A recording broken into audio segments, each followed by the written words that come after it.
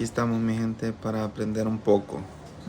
El cliente me llamó, me dijo que la válvula no estaba trabajando correctamente, que el plomero que le hizo el trabajo ya no le contesta. Y nos encontramos con la sorpresa que él había usado SharkBite. Y yo le digo, no es recomendable usar SharkBite. Y tenía un liqueo, un drip de agua. Entonces decidimos a repararla.